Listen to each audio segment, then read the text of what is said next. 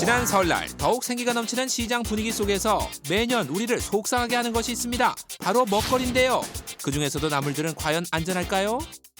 중국산 식재료를 국산이라고 속여서 판 납품업체들이 적발이 됐는데 중국산 도라지와 우엉은 가격이 국내산의 절반이지만 눈으로 보기에 차이가 없어 원산지 속임은 2년 넘게 계속됐습니다. 눈속임이 심한 원산지 표시, 나물은 어떨까요? 단속원들과 함께 점검에 나섰습니다. 원산지 단속 나온 공무원이에요. 이거 표시는 어디 있어요? 잠깐만요. 뭐 찍으시는 거예요? 무엇 때문에 상인은 이렇게까지 당황한 걸까요? 여기도 라벨지 붙어있지만 여기 쓰세요. 왜냐면 이거 모르는 사람들은 이렇게 놓으면은 단속원이 가리켰던 표지판을 다시 꺼내 그곳에 황급히 무언가를 적는 상인, 꽤 분주해 보이는데요. 적는 것이 한두 개가 아닙니다. 바로 수입산이란 내용이었는데요. 하지만 이미 늦었습니다. 결국 원산지 미표시로 적발.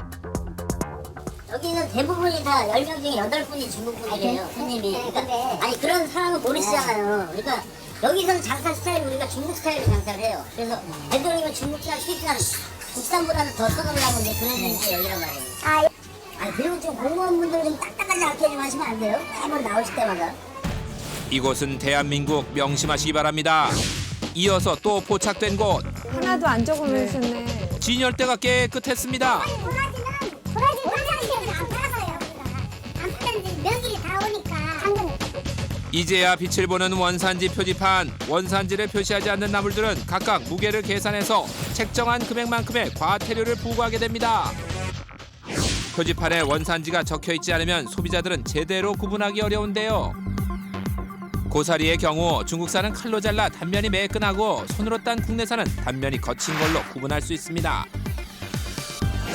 그렇다면 시민들은 고사리의 원산지를 구분하는 방법 어떻게 알고 있을까요? 되게 우리나라 거는 좀 연하고 부드럽고 좀 두껍고. 아니 고사리 같은 경우에는 국내산은 좀 살색같이 나오고 저기 중국산은 시커먼 것 같아요. 조금 달라. 뭔가 좀 검고 그래 굵고 그래. 더 부드럽고 옅은색 고사리를 국내산으로 알고 있는 사람들, 가게 4곳을 찾아가 고사리를 직접 구매했는데요. 4곳의 고사리들 색깔이 어떤지 한번 살펴보겠습니다. 비슷한 색깔을 가진 것들 사이에서 유난히 연한 색깔의 고사리 하나가 있었는데요. 자세히 비교해보니 색깔의 차이는 더욱 확실합니다. 그렇다면 국내산인 건가요? 해당 고사리를 샀던 곳을 다시 살펴봤습니다. 국내산은 꼼꼼하게 표기. 하지만 고사리 주변에는 아무것도 보이지 않습니다. 결국 중국산 고사리였다는 사실. 왜 이렇게 색깔이 날 수 있었던 걸까요? 그럼 탈색시킬 수 있지. 생산하다. 그러면 임의적으로 누르고 처리를 하지. 유염소 그거 하셔야 돼. 이름도 낯선 유효염소가 무엇인가 했더니 바로 살균 소독제였습니다. 설명표에는 식품을 세척할 때 사용 가능하다는데요. 일반적으로 이제 생야채라든가 과일 같은 걸로 소독할 때는 한 100ppm 정도 수돗물과 이제 락스물을 섞어서 이제 희석을 하면 되는데, 이 이제 100ppm이 어느 정도냐? 물 1리터 정도에 티스푼 한 반 개 정도의 락스를 넣어서 이렇게 잘 섞으셔서 사용하시면 됩니다. 식품을 세척할 땐 물에 살균 소독제를 500배 농도로 희석해야 한다고 기재돼 있습니다. 물 1리터 기준으로는 살균 소독제가 얼마나 들어갈까요? 2g으로 아주 적은 양입니다. 농도를 측정하는 용지를 넣어 확인해 보겠습니다. 넣자마자 보랏빛으로 변하는 측정지, 500배 희석한 농도 100ppm 맞습니다. 이제 고사리를 담가 볼 텐데요. 살균 소독제로 식품을 세척하는 기준 시간 5분을 기다렸습니다. 5분이 흐른 뒤 고사리를 건져봤는데요. 담그기 전의 색깔과 별다른 차이가 없었습니다. 색이 변하려면 농도가 어느 정도여야 할까요? 목욕탕 등의 청소를 위한 200배 농도로 다시 실험하겠습니다. 물 1리터에 살균 소독제 5g의 양을 넣고 측정지를 다시 넣어보니 색깔이 더욱 진해졌습니다. 측정지가 허용하는 최대치 200ppm 농도인데요. 다시 똑같은 양의 고사리를 넣고 5분이 흘렀습니다. 고사리를 건져 또 확인해봤는데요. 오히려 선명해진 느낌만 들 뿐 색의 변화는 없었습니다. 단계를 더 높여보겠습니다. 식품에 쓰는 양을 훨씬 넘긴 25배 농도인데요. 변기나 쓰레기통을 소독하는 양. 물 1리터에 살균 소독제가 무려 40g이나 들어갔습니다. 측정지가 타버린 것처럼 새까맣게 변했는데요. 비교해보니 얼마나 높은 농도인지 실감이 납니다. 설마 이 정도의 양에도 색이 안 변할까요? 고사리를 담그고 5분 뒤에 확인한 결과 놀랍게도 여전히 끄떡없습니다. 도대체 얼마나 농도를 높여야 고사리 색이 변하는 걸까요? 약수 반을 넣어도 돼. 그 대신 색깔이나 뭐 해가지고 금방 해서 빨리 건져야지. 한 5분, 10분, 5분 만에. 1대1 비율이라는 놀라운 대답. 물 1리터에 같은 양의 살균 소독제 1리터를 붓겠습니다. 높은 농도로 물 빛깔 또한 엷은 녹색으로 바뀌었는데요. 이 농도의 물에 다시 고사리를 넣어보겠습니다. 이전 실험과 똑같이 5분 동안 기다려볼 텐데요. 불투명해진 물에서 건진 고사리 역시 달라질 것 같습니다. 실험을 하지 않은 고사리와 비교했을 때 확실히 고사리 색이 옅어진 걸 알 수 있습니다. 1대1 비율 충격적입니다. 그 허용치를 넘길 경우에는 생체 세포를 죽일 수 있는 치명적인 화합물이 될 수가 있습니다. 피부 질환, 아토피, 피부암 등을 유발할 가능성도 있고요. 모발 단백질의 변형을 일으키기 때문에 탈모나 변색, 비듬도 생길 수 있습니다. 설날이 되면 고사리 못지않게 찾는 나물이 또 있습니다. 차례상 나물 중에서 흰색 대표 도라지 나물. 도라지는 모르겠어. 저거가 얘기하면 아 그런 거 하고 사는 거. 색깔이 선명한 거, 깨끗하고. 수상한 꼼수는 도라지도 예외가 아니었습니다. 껍질을 벗기면 도라지 품질을 제대로 알기 어려운 것을 노린 건데요.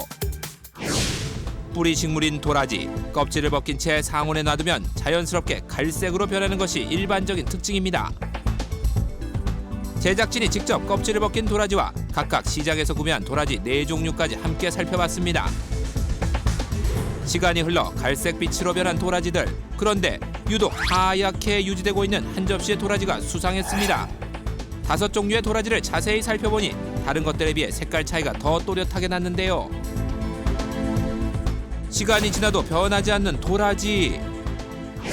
해당 시장의 상인은 뜻밖의 말을 해주었습니다. 노을해지면 사람들이 안 사가실 거 아니에요. 약간 방부제 효과를 하겠죠. 노을해가겠죠? 다른 곳에서도 비슷한 대답이었는데요. 원래 이게 뿌리가 하얄 수가 없는데 아무것도 뜯어다니겠지만 백반 쓴 거는 더 하얗던데요? 도라지에 백반이 들어간다고 합니다. 백반을 다른 말로 명반이라고도 하는데요. 빵이나 과자를 부풀리거나 절인 식품의 색을 더 강하게 만들기도 하고요. 섬유의 염색을 잘 되게 도와주거나 지혈제 적용까지 하는 명반. 여름철 봉숭아 꽃물을 드릴 때 많이들 쓰셨을 겁니다. 명반으로 도라지를 하얗게 만들 수 있다는 놀라운 사실. 명반으로 도라지가 정말 하얗게 변할지 직접 실험해 보겠습니다. 도라지를 잘게 잘라 물에 담긴 그릇에 넣어 준비하는데요. 일반 물과 각각의 비율대로 명반을 넣은 물. 그 속의 도라지는 이틀 후 어떻게 변했을까요? 일반 물에 있는 도라지 변화 없었고요. 명반 5% 넣은 물, 도라지 약간 변했습니다. 30%의 명반을 넣은 물에는 도라지가 뽀얗게 변했는데요. 표백할 정도로 강력한 명반, 안전한가요? 그 알루미늄 자체는 토양이나 물, 공기 중 또는 먼지 같은 것에 일단 널리 존재하고 있어요. 그래서 토양에서 흡수된 알루미늄이 뭐 채소라든가 흔히 이제 곡류, 어패류 같은 데 미량으로 함유되어 돼 있습니다. 그래서 소량 그 식품 자체에 들어가 있는 것은 뭐 당연합니다만 그 도라지를 표백할 정도의 그 정도의 양이면 인체가 안전하다고 볼 수 없을 것 같습니다. 유럽연합에서는 과일에 한해서 일정량의 명반만 쓰도록 제한을 두고 있습니다. 하지만 우리나라는 현재 섭취 제한량 없이 된장에 넣는 것만 금지하고 있는데요. 사용 기준을 정해놓지 않은 거죠. 무작정 많이 쓰는 것은 아니잖아요. 건강상 이상이 있다거나 이렇게 되면 그러면 이제 그때는 이제 사용 기준을 별도로 정해야 되겠죠. 그런데 현재까지는 그런 게 없었기 때문에 사용 기준을 정하지 않는 거고. 살균 소독제 역시 참깨만 사용 금지를 했을 뿐 제한량은 없었습니다. 우리가 모르고 섭취하는 세제 양이 1년에 소주컵 1컵 반 정도 됩니다. 일부러 나물에 표백제를 사용하는 것은 특히 위험할 것으로 생각되고요. 만드시는 분들도 꼭 사용할 수밖에 없다면 이것이 정확한 기준이 있어야 될 것으로 생각됩니다. 소비자가 먹거리에 대해 완전히 마음 놓을 수 있는 날은 과연 언제일까요? 지금까지 까톡의 선택이었습니다.